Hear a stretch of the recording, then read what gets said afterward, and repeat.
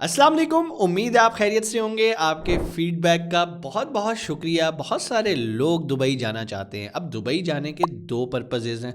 कुछ लोग अच्छा लाइफस्टाइल चाहते हैं और कुछ लोग सिर्फ वहाँ पे जाके रोज़गार कमाना चाहते हैं और कमा के पीछे अपनी फैमिली को सपोर्ट करना चाहते हैं। जो तो पहली कैटेगरी के लोग हैं जो कि लाइफस्टाइल अपनाना चाहते हैं, भाई उनके लिए तो अभी दुबई के रास्ते थोड़े से मुश्किल हैं। लेकिन वो दोस्त जिनका मकसद रोज़ी कमाना है और कमा के अपनी फैमिली को सर्व करना है, तो भाई उनके लिए गुड न्यूज़ है। उन्हें किसी भी दुबई वीज़े की फ़िलहाल ज़रूरत नहीं है। वो पाकिस्तान में रहते हुए, इंडिया में रहते हुए, बांग्लादेश में रहते हुए, जिस भी कंट्री में जो भी आपका होमलैंड है, आप वहाँ पे रहते हुए दुबई के अंदर बिज़नेस कर सकते हैं। कौन कौन से बिज़नेसेस हैं, आज हम 3 बिज़नेसेस को शॉर्टलिस्ट करेंगे।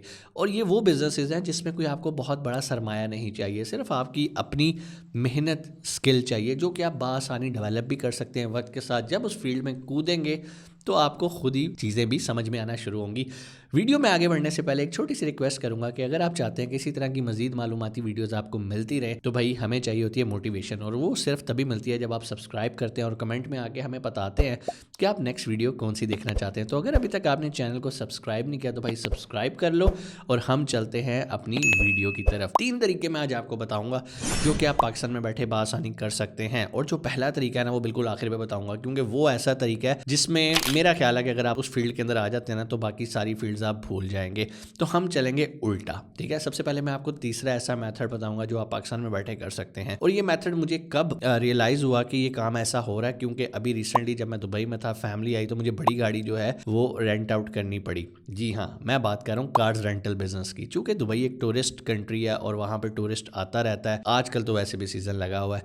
लेकिन हम अपने टॉपिक पर रहेंगे कि कार रेंटल का बिजनेस आप पाकिस्तान में रहते हुए कैसे कर सकते हैं। अब बहुत सारे लोगों का यहाँ पर एक सवाल आता है कि सर, कार रेंटल का बिजनेस मतलब हमारे पास अपनी गाड़ियाँ होंगी, हम लोगों ने ट्रेड लाइसेंस लिया होगा, तब जाके हम वो गाड़ियों को रेंट आउट करेंगे, इतना बड़ा हमारे पास गैराज होगा कार्स पार्किंग का।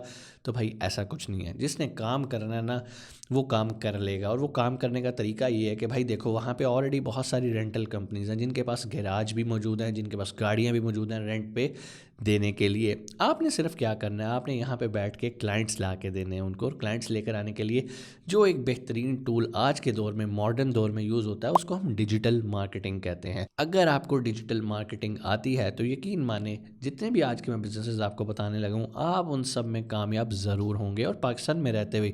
और फिर जब आप इतना कमा लें तो भाईजान फिर चाहे दुबई वीज़ा दे ना दे, जाओ प्रॉपर्टी बाय करो, as a investor golden visa लो। तो उसके लिए मेहनत करनी पड़ेगी, और मेहनत करने के लिए आपको जवाज़ पेश नहीं करने, सर दुबई के तो वीज़ा ही बंद है, हम क्या करें, हम कैसे दिरहम्स में कमाएं। तो भाई आप अपने होम कंट्री के अंदर बैठे भी ये काम कर सकते हैं, और बहुत सारे लोग ऑलरेडी कर रहे हैं। अब आप लोगों ने करना क्या है, कॉपी पेंसिल पकड़ लोगे, चीज़ें समझ में आ जाएंगी। भाई पहला काम, आप लोगों ने उन कंपनी से रब्ता करना है, उन कंपनीज को ऑनबोर्ड करना है, उनको बताना है मैं आपको क्लाइंट्स ला के दूंगा, ठीक है। अब मुझे एक बात बताएं, कोई भी बिजनेस है, कौन सा बिज़नेस ऐसा नहीं चाहता कि उसको क्लाइंट्स ना मिले, ठीक है। आप कोई बिज़नेस रन कर रहे हैं, फॉर एग्जांपल मेरी फैक्ट्री है, हम मोटरसाइकिल रिक्शा बनाते हैं, कार्गो लोडर्स बनाते हैं, बाइक्स हैं। अगर कोई शख्स मुझे आके कहता है कि सर मैं आपको मंथली जो है ना ये 500 रिक्शास का ऑर्डर ला के दूंगा, तो क्या मैं उसको इनकार करूंगा? बिल्कुल भी नहीं इनकार करूंगा, क्योंकि हर बिजनेसमैन चाहता है उसका बिज़नेस ग्रो करे। तो अब बात ये है कि कंपनीज ऑलरेडी वहाँ पे बनी हुई हैं, आपने उनके एज ए सेल्स एजेंट काम करना है, कोई सैलरी नहीं लेनी, आपने उनके साथ एक कमीशन तय करना है।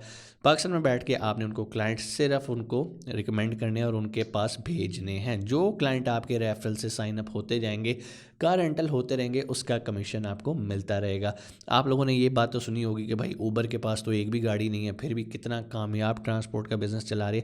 तो ये काम आप भी कर सकते हो। यूएई में बेशुमार कंपनीज हैं, अभी जाओ गूगल पे सर्च करो, चैट जीपीटी से पूछ लो, फिर उनके ईमेल्स निकालो, उनसे रब्ता करो और उन्हें कहो जी मैं आपके साथ काम करना चाहता हूँ, मैं आपको क्लाइंट्स ला के देना चाहता हूँ, आप मुझे क्या कमीशन ऑफर करेंगे। फिर जो भी आपकी उनके साथ डील हो, आप उसे फाइनलाइज कर सकते हैं। नंबर 3 पे आ गया कार रेंटल बिजनेस, ठीक हो गया। अब हम चलेंगे नंबर 2 बिजनेस। अब नंबर 2 बिजनेस को मैं, बहुत सारे लोग कहते हैं कि नहीं सर ये नंबर 2 नहीं, ये यूएई के अंदर तो नंबर 1 है, लेकिन मैं इसको अभी भी नंबर 2 ही कहता हूँ, और वो है ई कॉमर्स का। मतलब आपने प्रोडक्ट्स बेचनी है ऑनलाइन। अब आप कहेंगे कि सर पाकिस्तान में बैठे हैं हम, दुबई में कैसे बेचेंगे? भाई बिल्कुल बेच सकते हैं। दुबई में बहुत सारे लोग आपको थर्ड पार्टी लॉजिस्टिक यानी कि 3PL की सर्विसेज ऑफर करते हैं। आप लोगों ने क्या करना है, सबसे पहले तो प्रोडक्ट ढूंढनी है, और प्रोडक्ट ढूंढने के लिए ज़रूरी नहीं है आपके पास कोई 50-60 प्रोडक्ट्स होनी चाहिए। छोटी सी रीज़नेबल सी अच्छी सी अमाउंट की एक प्रोडक्ट तैयार करवाओ। चाइना से करवा सकते हो, पाकिस्तान से करवा सकते हो। बहुत सारे लोग पाकिस्तान से प्रोडक्ट्स को तैयार करके यूएई भेज रहे हैं और वहाँ पे उसको ऑनलाइन मार्केट करते हैं। अब पहले तो प्रोडक्ट की सिलेक्शन होगी, उसके बाद अगला काम आ जाता है आपका वेयर हाउस का सिलेक्शन, यानी कि आपने किस बंदे के साथ काम करना है। वो भी आप गूगल पे जाओगे, आपको बेशुमार फेसबुक पे बहुत सारे लोग मिल जाएंगे, लेकिन यहाँ पर आपने बड़ा केयरफुल रहना है, क्योंकि यही वो लोग हैं जो कि पेमेंट्स कलेक्ट करेंगे आपका ऑर्डर आने के बाद। क्योंकि आप बैठे हो पाकिस्तान में, अब आपने क्या करना है, आपने अपनी वेबसाइट बनानी है, ठीक है। वेबसाइट आप होस्टिंग ले लो, उसके ऊपर अपना एक वेब स्टोर बना लो, नहीं आता शॉपिफाई का स्टोर बना लो, फेसबुक का पेज बना लो, वॉट जो भी आपने मीडिया यूज़ करना है ऑर्डर लेकर आने के लिए। वो ऑर्डर जब आपको रिसीव हुआ करेंगे शाम को, आपने थर्ड पार्टी को कहना है कि यार ये जो आपके पास मेरी प्रोडक्ट्स पड़ी हुई हैं, इनको इन एड्रेस पे शिप कर दें। अब चूँकि कैश ऑन डिलीवरी होता है, तो जैसे ही वो लेके जाएंगे वो कस्टमर से कैश भी लेकर आएंगे। तो इसलिए मैं आपको कह रहा हूँ कि आपने जो सिलेक्शन करनी है थर्ड पार्टी लॉजिस्टिक यानी कि 3PL, जो भी वेयर हाउस आप पिक करेंगे, आपने ये मेक श्योर करना है कि वो बड़े ईमानदार हों, उनकी मार्केट के अंदर रिप्यूट अच्छी हो। तो भाईजान प्रोडक्ट आप चाइना से तैयार करा लो, अली बाबा से मंगवा लो, अली एक्सप्रेस से मंगवा लो, पाकिस्तान से भेज दो, कोई भी प्रोडक्ट आपने वहाँ पे वेयर हाउस में रख दी, जैसे ही रख दी आगे आपका काम शुरू हो गया, यहाँ बैठ के मार्केटिंग करो भाई, प्रोडक्ट्स बेचो। अब आप कहोगे कि सर हमारे पास तो कंपनी नहीं है, यूएई में तो सारा काम लाइसेंस बेस होता है। भाईजान जो आप वेयर हाउस कंपनी यूज़ करोगे ना थर्ड पार्टी लॉजिस्टिक की, वो आपको ये सर्विसेज भी ऑफर कर देते हैं, आप उनका ट्रेड नेम, उनका ट्रेड लाइसेंस भी यूज़ कर सकते हो। अब अगेन डिपेंड करता है आपकी उनके साथ क्या कमिटमेंट और क्या एग्रीमेंट है। सो इसके अलावा ई कामर्स तो बहुत बड़ी फील्ड है, आपको पता है यूएई के अंदर नून बहुत ज़्यादा फेमस है, अमेज़ॉन बहुत फेमस है, अमेज़ॉन पे तो हम खुद भी काम कर रहे होते हैं। अब अमेज़ॉन हर बंदा नहीं कर पाता, पॉलिसीज़ को समझना, अमेज़ॉन को डील करना, रोज़ अमेज़ॉन के साथ केसेस करना, तो इसलिए हम बिगनर्स को ये कहते हैं कि यार थ्रू फेसबुक, इंस्टाग्राम, टिकटॉक या अपना वेब स्टोर बना के, शॉपिफाई स्टोर बना के भी आप ऑर्डर्स ला सकते हैं। अब हम चलते हैं दुबई के नंबर 1 बिज़नेस पे, ठीक है। और ये वो बिज़नेस है जिससे लाखों लोग फ़ायदा उठा रहे हैं, मुझे उम्मीद है कि आने वाले दौर में भी उठाते रहेंगे, क्योंकि अभी दुबई का बहुत हिस्सा खाली पड़ा है। जी हाँ, मैं बात कर रहा हूँ रियल स्टेट बिज़नेस की। अब रियल स्टेट बिज़नेस आप कहेंगे कि सर दुबई में तो बहुत सख्ती है, सबसे पहले हमें ट्रेड लाइसेंस लेना पड़ेगा, उसके बाद हमें रेरा का सर्टिफिकेट चाहिए, उसका कार्ड चाहिए, ब्रोकर कार्ड चाहिए, हमें टेस्ट देना पड़ता है रेरा का। भाई ये सारी बात की बातें हैं, लेकिन इसके लिए आपको रिसर्च करनी पड़ेगी। जब आप रिसर्च करेंगे ना, तो आपको पता चलेगा कि यूएई के अंदर जो टॉप बायर्स हैं ना प्रॉपर्टी के, उनमें से बहुत सारे लोग पाकिस्तान से बिलोंग करते हैं, इंडिया से बिलोंग करते हैं। तो अगर आप इन कंट्रीज़ में हैं और आप अपने कंट्री में रहते हुए यहाँ से इन्वेस्टर ढूंढ के उसको यूएई की प्रॉपर्टी नहीं बेच पा रहे, तो फिर चाहे आप यूएई के अंदर भी बैठे होंगे तो आप नहीं बेच पाएंगे। जिन्होंने बेचना है वो यहाँ बैठ के भी काम कर रहे हैं। अभी रिसेंटली पाकिस्तान के अंदर बहुत तेज़ी से एक ट्रेंड चल गया कि जितने बड़े बड़े होटल्स हैं, अवारी है, पीसी है, इस तरह के होटल्स के अंदर यूएई के ब्रोकर्स आते हैं और आके वहाँ पे वो एग्जीबिशन सी लगाते हैं कि भाई आए हमसे आप मालूमात लें यूएई प्रॉपर्टी के बारे में। तो यहाँ के पाकिस्तानी इन्वेस्टर्स जाते हैं, वो उनका ट्रस्ट है कि भाई यूएई के अंदर एक तो प्रॉपर्टी अप्रिशिएट होती है, बहुत अच्छा आरओआई मिलता है, तो वो जाके उनसे कंसल्टेंसी लेते हैं और वो लोग कामयाब भी होते हैं उन्हें बेचने में रियल एस्टेट। अब इस तरह वाला काम आप भी कर सकते हो, आप भी छोटा सा इवेंट मैनेज कर सकते हो, लेकिन उससे पहले अगेन यहाँ पर भी आपको बहुत सारे ब्रोकर्स को ऑन बोर्ड करना पड़ेगा। मैं डेवलपर्स की बात नहीं कर रहा कि आप इमार से रब्ता करो, आप डेनूब से रब्ता करो, आप ये बात की बातें हैं। आपको उसके बाद वाले स्टेज पे आना है ब्रोकर वो हैं जिनके पास ऑलरेडी इनकी प्रोडक्ट्स हैं, प्रोडक्ट्स हमारा उनकी प्रॉपर्टीज़ हैं, ऑन बोर्ड हैं, और वो जब उनकी प्रॉपर्टीज़ बेचते हैं तो उनको इमार, डेनूब या जो भी डेवलपर है वो उन्हें कमीशन देता है। अब आप उनके कमीशन के शराकतदार यानी कि हिस्सेदार यानी कि पार्टनर बन सकते हो। कैसे बनना है?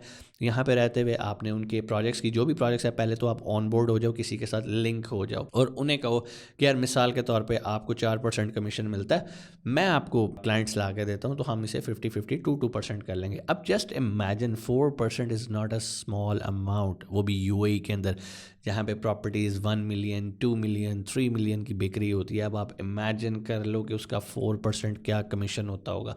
भाई 2-3 महीने में अगर आपने एक डील भी क्लोज़ कर ली ना, तो आपको कुछ करने की ज़रूरत नहीं है। अगर आप पाकिस्तान में रहते हो, आपकी फैमिली पाकिस्तान में, आपके खर्चे पाकिस्तानी रुपीज़ में है, यकीन मानो एक डील के बाद अगले 4-5 महीने आपको कुछ करने की ज़रूरत नहीं है। लेकिन ये ऐसा चस्का है कि जब आपको लग जाता है तो फिर आपकी ब्रेक्स नहीं लगती और आप आगे से आगे बढ़ना शुरू हो जाते हो।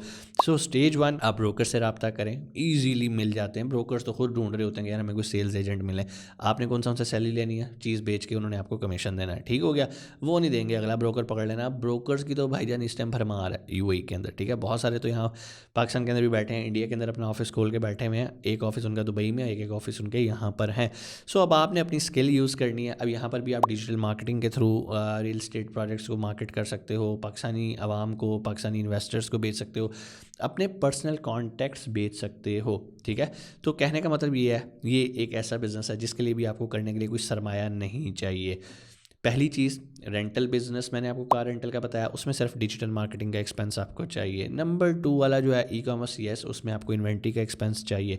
लेकिन अगर आपके पास कुछ भी नहीं है ना, सिर्फ आपके पास स्किल है, बोलना जानते हो, चीज़ बेचना जानते हो, तो भाई रियल स्टेट नंबर 1 बिजनेस। एक बार इसका चस्का लग गया तो फिर आपको कुछ भी करने की ज़रूरत नहीं पड़ेगी। तो अब वो लोग जो रोना रोते रहते हैं कि सर हमारे पास तो दुबई का वीज़ा नहीं है, हम कैसे दिरहम्स में कमा सकते हैं, तो भाईजान अब आपके पास कोई जवाब नहीं है। तो आज से ही चीज़ें आपने नोट कर ली हैं, इन 3 बिज़नेसेस को एक्सप्लोर करना शुरू करो। और भी इंशाल्लाह बिज़नेस आइडियाज़ मैं ऐसे आपके लिए लेकर आता रहूँगा जिसमें आपको कोई सरमाया या इन्वेस्टमेंट की ज़रूरत ना पड़े और आप बआसानी उसे घर बैठे पाकिस्तान में ही स्टार्ट कर सको। तब तक अपना बहुत सारा ख्याल रखिएगा। चैनल को सब्सक्राइब नहीं किया तो सब्सक्राइब ज़रूर कीजिएगा। इंशाल्लाह आपसे मुलाकात होती है अगली वीडियो में। अपना बहुत सारा ख्याल रखिएगा। पाकिस्तान जिंदाबाद।